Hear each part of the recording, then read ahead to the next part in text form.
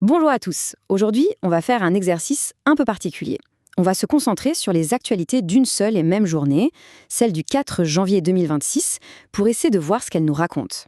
L'idée, c'est vraiment de connecter les points, de regarder au-delà des gros titres pour décrypter les grandes forces qui sont en train de redessiner notre monde. Alors, la question qui va nous servir de boussole, c'est celle-ci. Toutes ces histoires de méfiance, de nouvelles technologies de guerre, de fractures sociales, au fond, que nous disent-elles sur l'état du monde? C'est le fil rouge qu'on va suivre ensemble. Allez, on attaque. Et pour commencer, avant même de parler des faits, il faut s'intéresser à un truc essentiel, la façon dont on les perçoit. C'est là que tout se joue, sur ce qu'on pourrait appeler le premier front, la guerre du réel. Prenons le succès de CNews en France en 2025. C'est bien plus qu'une simple histoire d'audience. En fait, c'est le symptôme d'une véritable fracture entre deux réalités. D'un côté, il y a ce récit officiel, celui des médias traditionnels, que beaucoup de gens trouvent complètement déconnectés de leur quotidien. Et de l'autre, il y a l'expérience vécue, les vrais soucis des gens, que beaucoup ont le sentiment de ne retrouver que sur certains canaux. C'est une sorte de révolte contre un système médiatique qui ne semble plus parler la même langue. Et ce qui est vraiment révélateur, c'est cette citation de l'expert Fabrice Epaulebuin. La perte de confiance est tellement profonde que les étiquettes qu'on utilise pour discréditer quelqu'un peuvent avoir l'effet exactement inverse. Quand le mot complotiste devient un gage de confiance pour certains, ça veut dire que le lien avec les institutions est vraiment, vraiment endommagé. Donc, pour résumer, où en est-on? Eh bien, en plein milieu d'un champ de bataille de l'information. Les médias traditionnels n'ont plus le monopole, ils sont concurrencés de partout par des youtubeurs, des podcasteurs.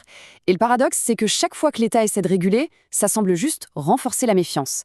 Et puis certains arguments, comme celui des ingérences russes, ont été tellement utilisés qu'ils ont fini par perdre beaucoup de leur crédibilité.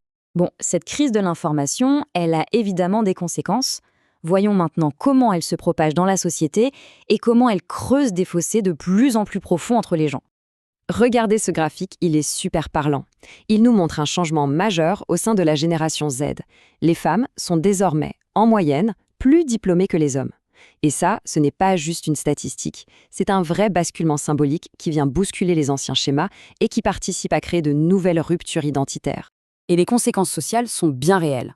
Selon les analyses, ce décalage, quand on le combine à l'effet des applications de rencontres qui transforment un peu les relations en une sorte de marché, ça génère énormément de frustration.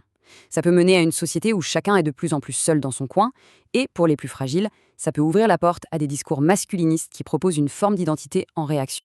Ce rejet des élites, il est parfaitement incarné par ce qu'on pourrait appeler le paradoxe Bardella. C'est ça qui est fascinant. Ce que ces critiques voient comme des faiblesses, son manque de grands diplômes, sa carrière purement politique, c'est précisément ce qui séduit une partie de son électorat. Pour eux, c'est la preuve qu'il n'appartient pas à cette élite déconnectée, qu'il est plutôt un représentant du peuple qui a réussi par d'autres moyens. Bon, on a parlé des fractures au sein de nos sociétés. Maintenant, changeons d'échelle et tournons-nous vers la nature des conflits mondiaux et militaires. Parce que là aussi, les règles du jeu sont en train d'être complètement réécrites. Ce chiffre, 10 000, il est saisissant. C'est l'objectif que s'est fixé l'armée française pour le nombre de pilotes de drones à former. C'est directement inspiré par la guerre en Ukraine, bien sûr. On assiste à une dronisation massive et ultra rapide des armées. La technologie est vraiment en train de tout transformer à une vitesse folle.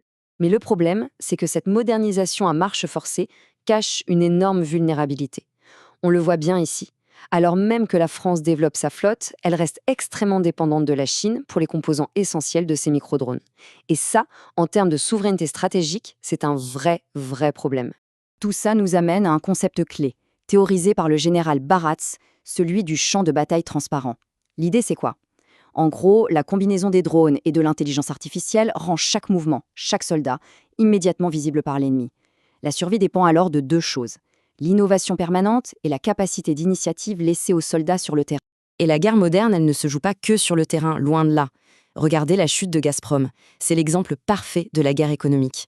Autrefois, un géant, une véritable arme diplomatique pour le Kremlin, ses exportations vers l'Europe se sont littéralement effondrées. Le fameux pivot vers la Chine ne suffit pas à compenser et l'entreprise enregistre des pertes colossales. C'est la fin d'un levier d'influence qui paraissait pourtant indestructible. Pour rendre tous ces thèmes un peu plus concrets, on va maintenant se pencher sur deux événements dramatiques. Ils montrent les deux faces du pouvoir. D'un côté, quand il est exercé de manière spectaculaire, et de l'autre, quand son absence a des conséquences absolument tragiques. La scène se passe à Caracas, au Venezuela. Il est presque 2 heures du matin. C'est le début d'une opération militaire éclair d'une efficacité redoutable. En quelques instants à peine, un déploiement massif de 150 appareils neutralise les défenses du pays. Juste après, les forces spéciales américaines capturent le président Maduro et sa femme et ils sont immédiatement exfiltrés vers les États-Unis. C'est une démonstration de force brute, presque chirurgicale. Et ce qui rend l'événement encore plus marquant, c'est sa dimension théâtrale.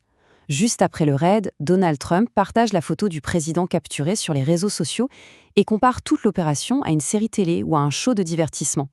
Ça en dit long sur la mise en scène du pouvoir aujourd'hui. Maintenant, on change complètement de décor et de ton. On passe de cette démonstration de puissance calculée au prix terrible qu'on paye lorsque la responsabilité et le contrôle font tragiquement défaut. 40 morts, c'est le bilan effroyable de l'incendie qui a ravagé un bar à Crans-Montana, en Suisse, pendant la nuit du Nouvel An. À cela s'ajoutent 115 blessés, dont beaucoup sont encore plongés dans un coma artificiel. Le coût humain est juste immense. L'enquête révèle rapidement des défaillances graves. Le gérant, qui a déjà un passé judiciaire, est poursuivi pour homicide par négligence. Et pendant que la justice fait son travail, la communauté pleure. Un mémorial de bougies et d'ours en peluche apparaît sur les lieux et les parents doivent essayer d'expliquer ce drame à leurs enfants avec des mots simples. C'est le visage de la tragédie quand les règles et la responsabilité sont bafouées. Alors, méfiance envers les institutions, fracture sociale, nouvelles règles de la guerre, exercice spectaculaire du pouvoir et conséquences tragiques de la négligence. Tout ça nous ramène à une dernière et grande question. Dans ce monde où toutes les anciennes certitudes semblent s'effondrer, la vraie interrogation qui reste, c'est qui va écrire les nouvelles règles du jeu de demain ?